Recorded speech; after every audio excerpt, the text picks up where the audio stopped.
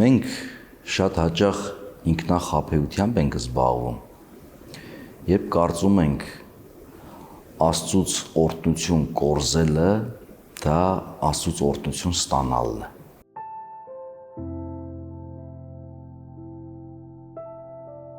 Աշխատանքային գործունեության ընթացքում առաջընթաց,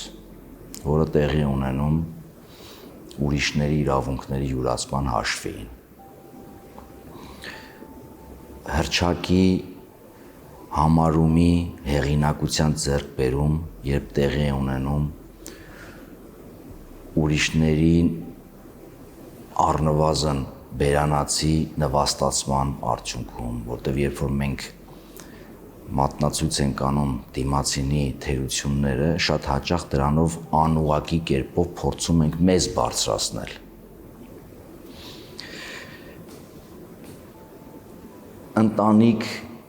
Ընտանեկան երջանկություն կառուցելը հաճախ հիմնում ենք ուրիշների երջանկությունը փլուզելու հիմքի վրա։ Հարստություն, նյութական բարիքներ շատ հաճախ ձեռք ենք բերում կողոպտելու, կեղեքելու, ուրեմն դարձյալ ուրիշի սեփականության իրավունքը խախտելու հաշվին։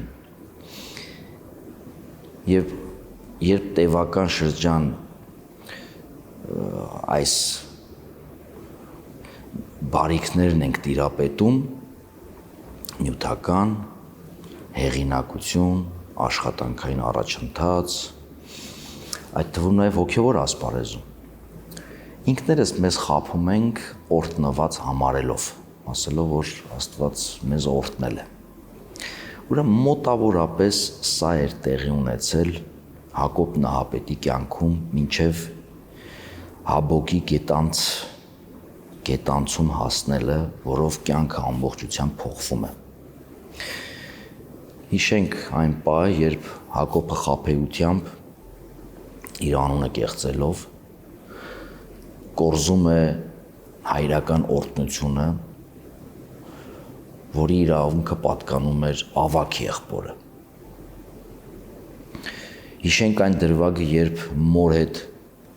նուրբ դաշինքով կամ այսպես դավադրություն հյուսելով կատարում է այդ խաբեությունը եւ ապա եղբոր սպառնալիքի վախից փախչում է։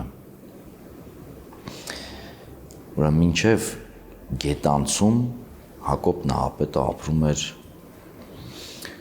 մի կյանք, որը կառուցված էր, հիմնված էր արտաքին գործոններով պայմանավորված արժե համակարգի, վարքագծի, խառնվածքի,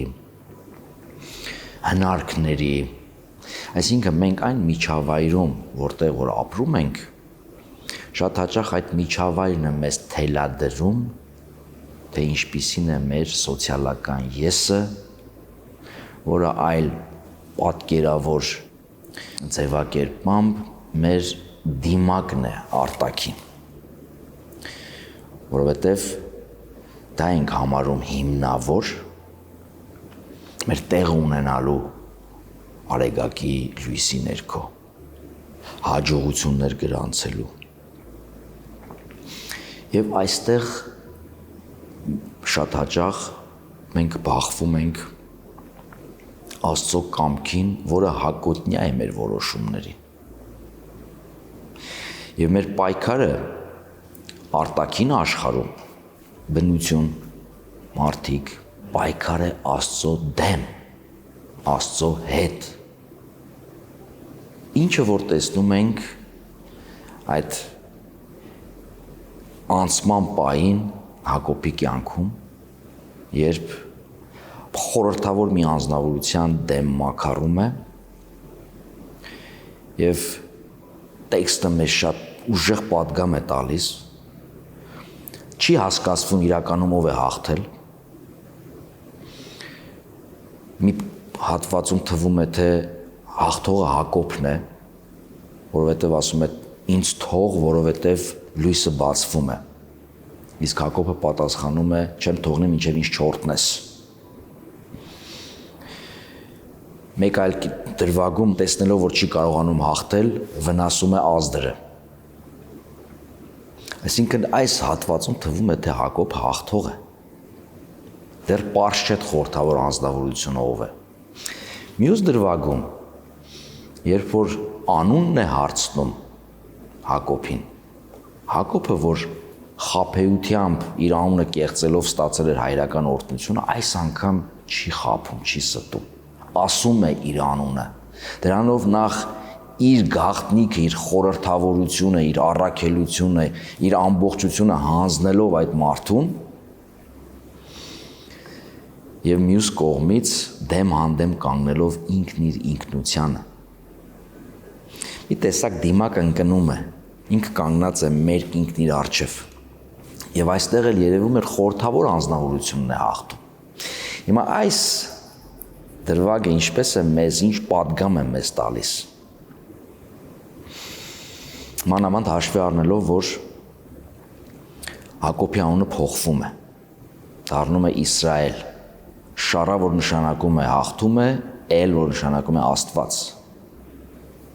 Աստված հաղթում է, Աստված զորեղ է, հաղթող է, եւ մյուս կողմից նա, որ հաղթում է Աստծուն։ Այս երկիմաստությունը կա։ Եվ այս ամբողջ իրար հետ մեզ տալիս է հետեւյալ ճշմարտություն եւ պատգամը։ Հակոբը իրականության մեջ հաղթում է, որովհետև իր մեջ Աստված է հաղթում։ Այսինքն հաղթել նշանակում է պարտվել Աստծուն, որովհետև երբ մեր կամքն է հաղթում Աստծո կամքին, այդտեղ ենք մենք պարտվում։ Իսկ երբ Աստծո կամքն է հաղթում մեզ, թվացյալ մենք պարտվում ենք, բայց խոշոր հաշվով մենք հաղթող ենք դուրս գալիս, որովհետև հաղթում է ճշմարտությունը, հաղթում է իրականության մեջ մեր մարդկային արժանապատվությունը, հաղթում է մեր կոչումն ու առաքելությունը, որին մենք կոչվում ենք, եւ ամենակարևորը հաղթում է Աստծո իմաստությունը, որը գերի վերո է աշխարհի բոլոր իմաստություններից ձևավորված մարդկանց իմաստնությամբ որպես փունջ։ Ուրեմն իրականության մեջ Հակոբը հաղթահարելով ինքն իրեն ասել է, թե թողնելով, որ Աստված իրեն հաղթի, իրականության մեջ ինքն է հաղթում։ Եվ Աստված մյուս կողմից հաղթող է, որովհետև կարողանում է Հակոբի միջոցով հաղթել եւ իր կամքը հաղթանակած է դուրս գալիս։ Ուրեմն սա մեր յուրաքանչյուրիս փորձառությունն է։ Թողնել մեր կյանքում, որպեսի Աստված հաղթանակ տանի։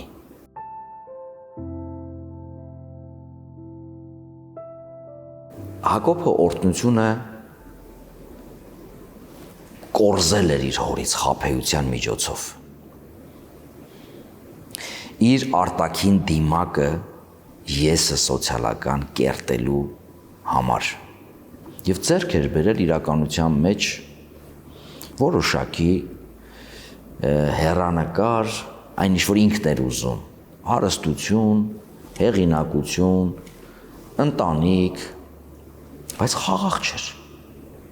Ինքն իր հետ չէր։ Իր առաքելության մեջ չէր, իր առաքելությունը չէր կատարվել։ Այն ինչ որ իրեն տրված էր, որ դու պետք է ժառանգես այն հողը, որ խոստացվել է քո հայրերին,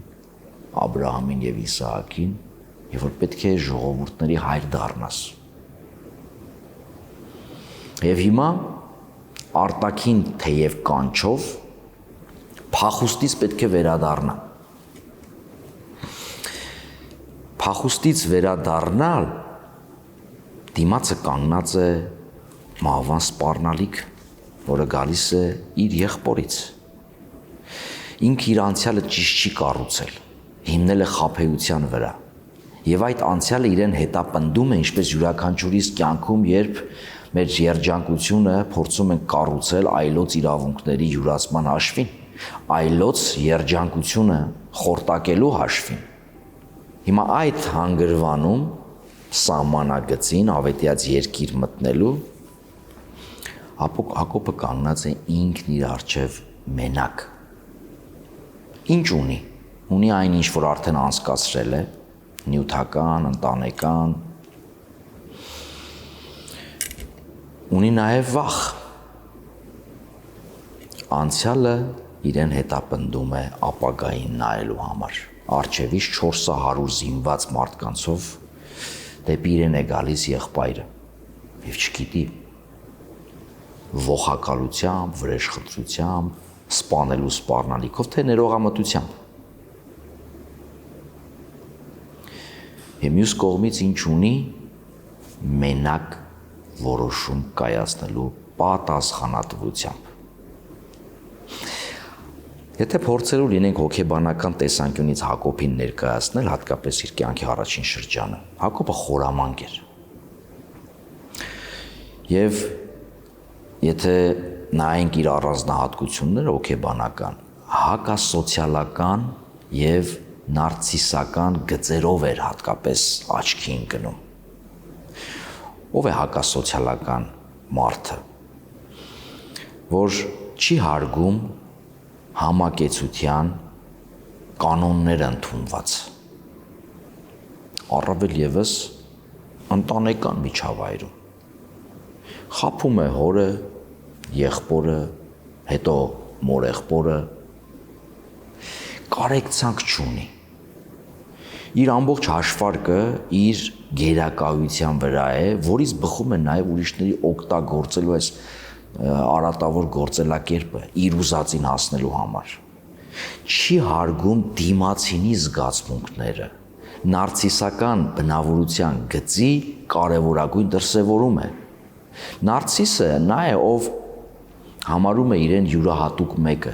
արժանի կենտրոնում լինելու, փառաբանվելու, իր անձը հաստատելու, իր գերակայությունը հաստատելու։ Եվ նարցիսական երկու դրսևորում կա մեր կյանքում։ Մեկը կոչվում է հոգեբանության մեջ անգիտակից նարցիսիզմ, եսակենտրոնություն, մյուսը գերզգայուն կամ գերզգոն նարցիսիզմ։ Սրանց տարբերությունը որն է։ Անզգա կամ անգիտակից նարցիսիզմի ժամանակ մարդը ագրեսիվ է, ինքը իր ուզածն է փորձում հաստատել, չունի ամոթի զգացողություն, ինչ որ իմաստով նաև երբեմն իր արարքները հասնում են լկտիության աստիճանի, իր գերակայությունը հաստատելու համար։ Գեր զգայուն կամ գերզգո նարցիսիզմի ժամանակ գերիշխում է ամոթը, գերիշխում է վախը, տագնապը, որ արդեն ուշադրությունը ուրիշների արձագանքների վրա է։ Եվ շատ հաճախ կրավորականության դաշտ է մտնում, փախուստ է դիմում սրանից նրանից, որպեսզի նվաստացման չենթարկվի։ Հիմա Հակոբի մոտ այս երկուսը իրար շարունակում են անընդհատ։ Եվ այսպիսի մարդկանց բնորոշ է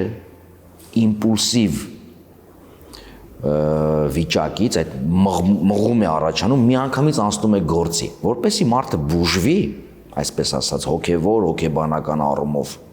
Շատ կարևոր է, որպեսզի այս մղման եւ գործողության արանքում դադար տա եւ մտածողությունը ներդնի։ Սկսի ճանաչողական, ուրեմն այդ կարողությունները ներդնի, որպեսզի կարողանա որոշում կայացնել։ Առաջ է գնում, թե ոչ։ Եվ այստեղ Հակոբը կանգնած է այդպիսի իրավիճակի մեջ։ Հուզական, ուրեմն իր մղմանը օգնության է հասնում ճանաչողությունը։ Արագ փորձում է այս ճգնաժամը հաղթահարել, որի ժամանակ միշտ վախ եւ տագնապ է առաջանում, բայց Հակոբը վախին չի պարտվում։ Փորձում է լուծում գտնել։ Դարձյալ դիմում է հնարքի, ինչպես սովոր էր կյանքում։ Վերցնում է մի հսկայական նյութական կարողություն եւ ուղարկում է եղբորը, որպեսզի մեղմի հնարավոր զայրույթը։ Ապա իր ընտանիքն է անցկացնում, ընդ որում գիշերով, այսինքն մարդը մտածում է, վախի մեջ չի հայտնվում անհուսալի խուճապային իրավիճակի, ինչը որ մենք շատ հաճախ ճգնաժամերի ժամանակ կատարում ենք պարտվելով ինքներս մեզ, պարտվելով խուճապին, վախին, անորոշությանը։ Այսօր մեզ համար շատ դժվար է ուղիղ իմաստով հասկանալ, որ մարդը կռվում է Աստծո հետ, պայքարում է Աստծո հետ, բայց երբ մտնում ես մթության մեջ, որտեղ չկա տեսանելիություն, չգիտես նաև խորհրդավոր անձնավորությունը ով է, այդ հոգեբանական, հոգևոր, զգացական շփումը արդեն Աստծո հետ հանդիպում է նշանակում։ Արդեն երկու կամքերի պայքար է նշանակում։ Այսպիսի ճանապարհ անցավ նաև մեր Տերը Գեթսեմանի պարտեզում եւ հատկապես խաչի վրա։ Դարձյալ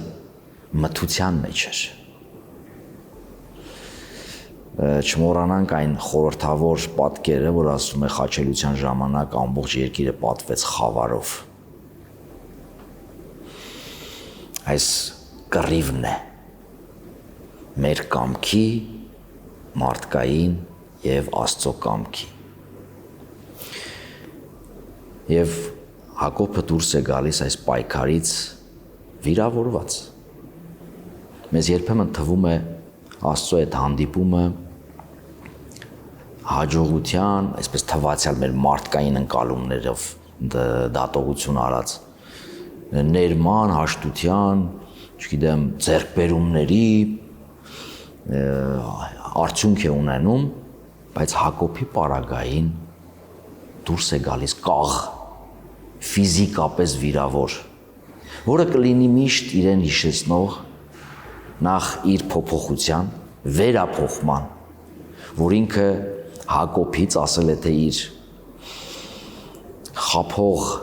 ուրիշ իրավունքները յուրացնող իր տեղը ապահովելու համար անցյալից անցում է կատարել նոր հեռանկար, նոր իրականություն, նոր մարդ վերափոխված, տրամադիր այս անգամ արդեն այնպիսի վիճակի, որ Աստծո օրհնությունը ուղղակի ինքնաբերաբար իջնում է իր վրա։